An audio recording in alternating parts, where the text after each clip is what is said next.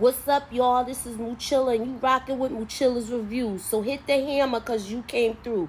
Today I'm going to be talking to you about Season 1, Episode 8. The name of the episode is The Cost of Business.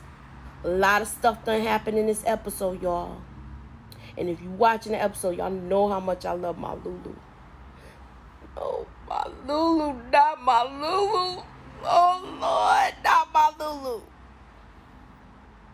A lot of stuff done happened in this episode, y'all. And rocks stink all over this. I'm just kidding, y'all. Kanan stink all over this. So we're going to do a little breakdown of everything. So let's get into it, y'all. Ow. So this scene starts out with Jukebox and Kanan in front of the church where they're having Nicole's funeral. And she goes basically to pay her respects. And Kanan is along with her for support. Now, when we get to the inside, I think this is the moment of truth where she realizes that she's not here anymore. And Nicole's dad sees Jukebox and tells her she shouldn't be here. He wasn't really nasty about it, but he just told her she doesn't belong here. She shouldn't be here. And so she gets ready to leave, but the mother actually has them escorted out. But before they leave, Kanan lets both of Nicole's parents know that she really loved your daughter. That's what he said.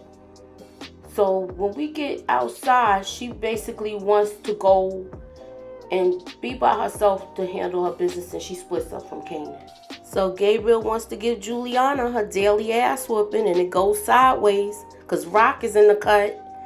Rock put Gabriel down like a wounded horse. Juliana was grateful to Rock and wants Juliana to put in a good word to her cousin Joaquin. So we're going to see how that goes.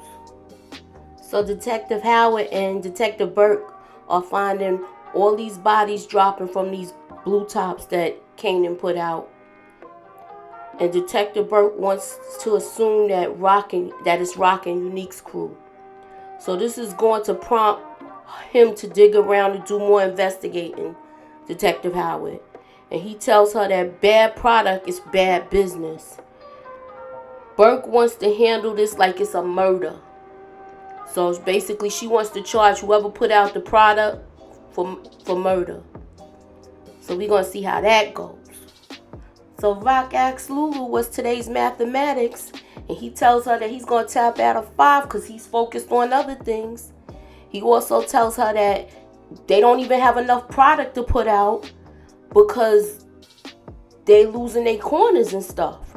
So this is the first time that Lulu and Marvin agree that they need to shut everything down until they establish a new connect. The whole neighborhood is finding out about these blue tops and they going crazy over them. And they also know that there's a whole bunch of bodies dropping because of this. So Marvin says that it's coming from the Bronx. And we know damn well that he's lying. So she puts Marvin on the people in the Bronx to get them out of the area. And if not, he got to apply pressure. Now, she questions Lulu about how Unique was pressing him to flip. And he basically lets her know that he's loyal to the day he dies, which I kind of find it like odd that he's saying that because he shouldn't have to say that to his sister. It's sad that she didn't trust him like that because he's been the day one and he's been having her back. So Unique is pissed off and he feels like Rock stink is all over this. I love that line. Warrell tries to tell him different, but he's not trying to hear him. He lets them know that they need to get prepared, tool up, and get the hammers ready. Unique is ready to set things off, y'all. Now, Detective Burke and Detective Howard are doing their investigation, and they're going to talk to this fiend and get information from him, impress him, and find out where exactly these blue tops are coming from. And with a couple of dollars, he's helpful. He leads them to Little Rob in Queensbridge. So he tells them that he's at a bar. He likes to go to this bar. So I guess they gonna go check him out. Now, you know, Marvin done messed up. He's on pins and needles right now. Because he know this might come back. And his sister might find out that he has something to do with that whole gas station drive-through thing that they had going on. And he tells Kanan, like, you know, I hope we tied up all these loose ends because your mother is onto this. She knows about it now. So Juliana is playing the grieving widow very well, I must add. She's crying and everything. She lets the police know that Gabriel's killing went down like a robbery, like somebody was trying to steal stuff out the garage. And Rock is sitting in the Range Rover checking all of this out, hoping that she gets a good word in with Joaquin. So Jukebox is camped out in front of Nicole's house. And I don't know where this is going right now, but we're trying to see what she's going to do. I hope it's not nothing bad. So Detective Burke and Howard go to the strip club that the crackhead told them about, that little Rob be at. And they put handcuffs on him and tell him that he's been charged with 7 counts of murder. So they take him outside. And just like we talked about in the last review, he was going to be a problem for Kanan, and he gave Kanan up. Let him know it's Kanan from the south side, and Detective Burke, Kanan Stark, so she ready to go get him. But Detective Howard is like, wait a minute, pump your brakes. I got to do some reconnaissance on my own to see what's up with this, if this is true. And she's having a problem with this. So Lulu comes to Bulletproof Records, and he got a lawyer with him to see Crown Camacho. He lets Crown Camacho know that they're going to do a debt to equity swap, and Lulu will own 50% of Bulletproof Records. And he wants to renegotiate, but they not doing all of that. The paperwork is already drawn up, and his name is going to be on the business, and it's either he going to have to sign a contract with his handwriting, or, you know, he got the hammer out, so y'all know what that means. It means get down or lay down, y'all. Get down or lay down. Jukebox still staking out Nicole's house. She waits till Nicole's parents leave, and she breaks into the house. She wants to mourn her privately. So she takes out the music video that they did, and she cries. She cries really hard. She did such a good job with this, I think, y'all. It was believable to me. I think she did a good job, this actress. And this scene was so sad. It was so sad. So Detective Howard pulls over Rock and tells her that they need to talk, but she doesn't want to talk to him. But he tells her, look, I could charge Kanan with 6 counts of murder, so we gonna have to talk. So now she has no choice but to talk to him. And now we finally get this backstory, y'all, of what transpired between these two to make Kanan. She lied about her age, and they was messing around. And she's so bitter about it, but I don't know why. And then he was like, well, if you let me mess around, you was messing around with DEFCON. And then she told him that DEFCON was gay. And she was basically his cover. She was his beard. Oh my God. So, like, I don't even think he believes it, but hey, the kid is his. She knows it. She's not denying it at this point. And he's telling her, like, look, I can make this disappear, but you're going to have to talk to Kanan. You're going to have to, like, reel him back in because he's out of control right now. Detective Howard also tells her, tell your brothers, don't step to me because I will shoot first and ask questions later. And she makes a call to Lulu and tell him to pick up some clothes out the dry cleaner. So we don't know what that means. You know they got their codes, y'all. Kanan Elijah Stark. When your mother call you by your whole entire name, you know she's pissed and you know you in some deep shit. Kanan knew about all the bodies. She tells him that she knows. and he still wants to be a smartass and say you made me this way, and it's her fault, and he won't take responsibility for anything. I'm just mad at this kid right now. I want to roll around on the ground and fight with dude. And then she tells him the real reason why Marvin doesn't have his own thing. He finds out how much of a mess up Marvin really is because he was a fiend, y'all. He turned into a junkie. And that's why she don't trust him like that. I knew it had to be something really deep for her not to trust him with anything. It had to be something deep besides him going to jail. And that's what it was. He was using drugs. She lets him know that D-Wiz, she killed D-Wiz. And the way Kanan look at her, he looks very angry about it. But she let him know that somebody had to die because they was coming for you. So I don't even know if he feels like she actually protected him. She did protect him. But I know he's probably thinking back to that day when they went to D-Wiz's mother and sat there and prayed with her. That's crazy. That whole part in that scene was crazy to me. But anywho, let's get on to the next subject. So pick up the dry cleaning from Uptown meant to follow Unique to his house, to his crib. I want to know why. I love these cars back in the day. The Saab and the BMW. So he gets Unique's keys from the doorman. And he takes his jacket. I want to know what was the reason for him taking his jacket. It seems like, to me, she's getting him to antagonize Unique where he really want to come after him. I couldn't understand this part. Rock goes to Baisley Projects to confront Marvin. She whacks him in the arm with a 2x4. And Marvin explains that he was being shut out and he's not being utilized in the proper manner and how smart Kanan is. She tells him about all those bodies that Kanan got on him. And she's shutting him down. She never wants to see him again. And Marvin looks like he's really, really, really hurt behind this. Now, I'll save it for later, but I just want to know, what did you think about this scene? Did she have a right to do that? He looks so sad in this scene that he's being shut out at this moment. And you could see the sadness in his eyes. This was a well-played scene, I might add. Everybody came with their A game in this episode. Jukebox is still in Nicole's house and her parents come home with the cops.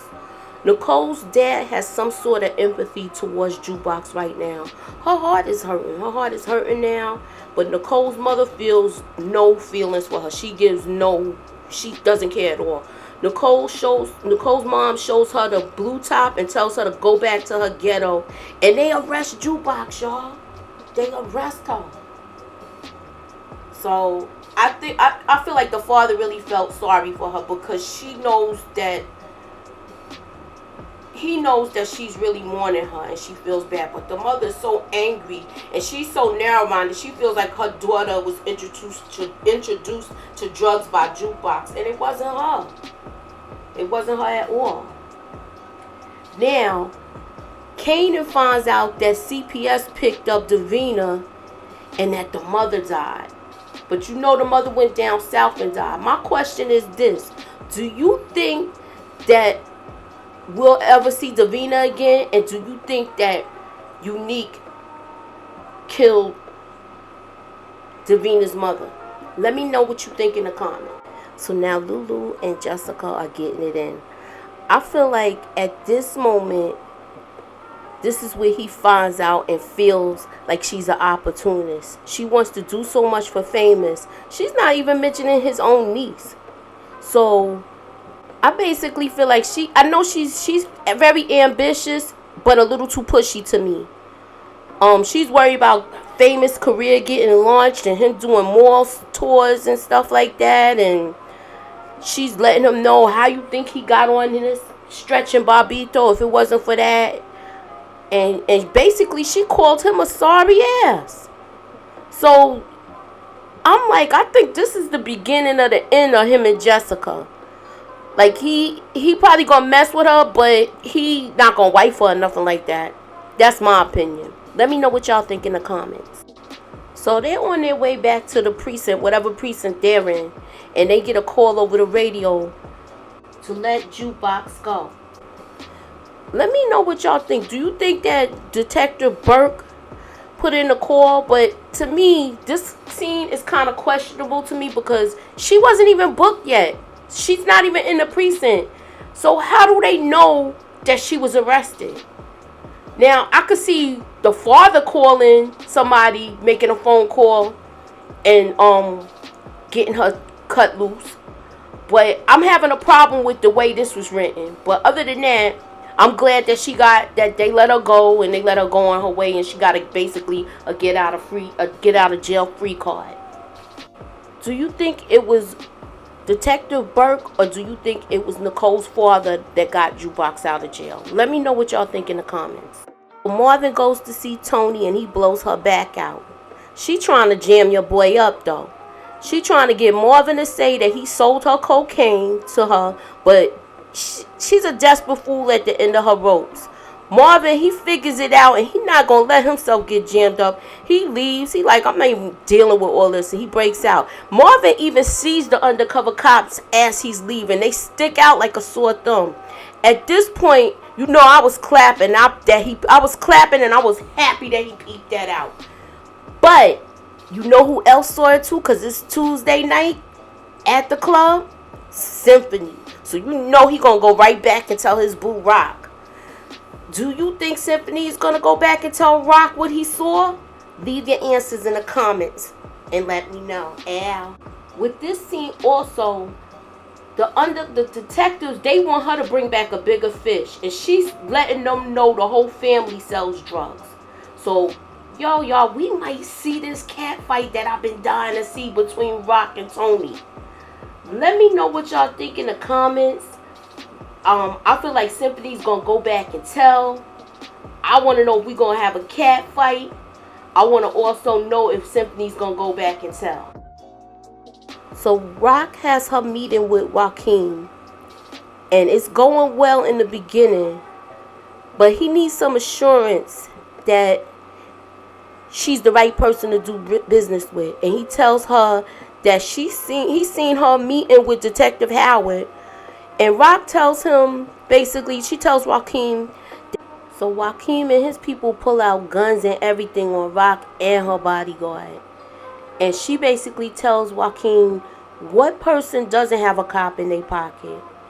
And he basically wants her to prove that she has him, that he's on the take. Let me know what y'all think in the comments. Do you think that Detective Howard is going to go along with this? Me, myself, personally, I feel like he's going to go along with anything as long as he get that bone marrow. Let me know what y'all think in the comments. So Unique is basically setting up for war. He's getting the big guns because he's trying to take somebody out. He's trying to really kill somebody this time. So Jukebox goes to Kanan's house and she's there with him, and she tells him how Nicole really died. And it was from the Blue Tops.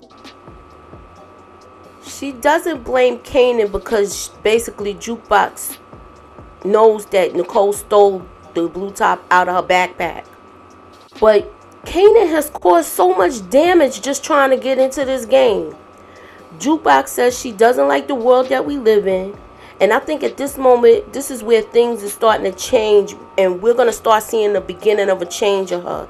Let me know what y'all think in the comments. So Lulu got some downtime by herself, and he takes out that famous tape because he don't want to hear that crap now. And the song that he puts on is Footsteps by the Isley Brothers. I thought he was going to play Today's a Good Day because they showed the Ice Cube tape, but he didn't.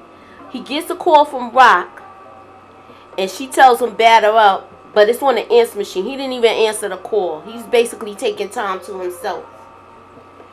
And Unique's people, they coming for him. They coming for him. They got the cocktails lit.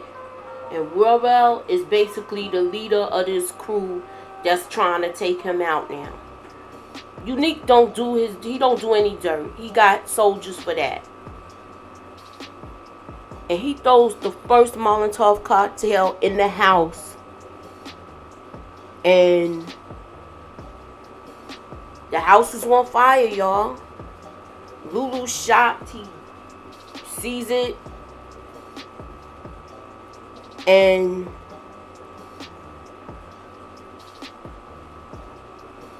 basically, when he throw that second one in there, that's when the house is really going up. But my part here, these type of houses in Queens, they usually have sometimes three exits.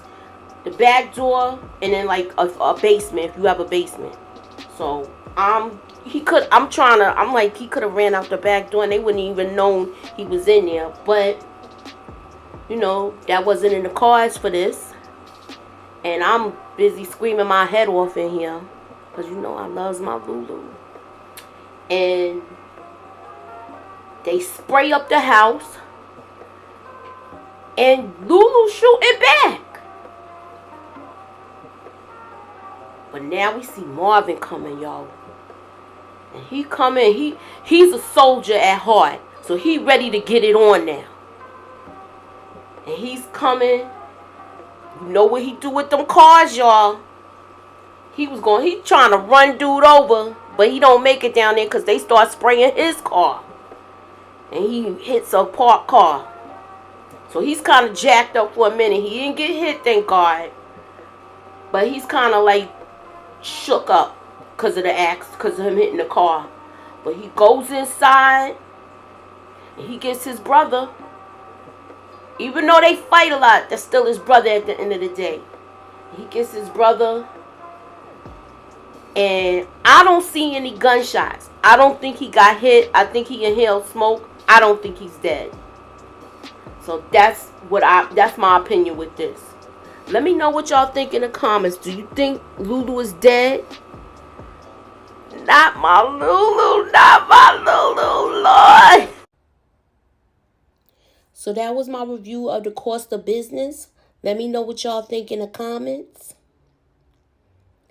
Please like, share, and subscribe. Yeah. And hit the hammer, y'all. Let me know that y'all stop by. Not my Lulu, Lord. Not my Lulu. Oh, God. Not my Lulu. Later. Out.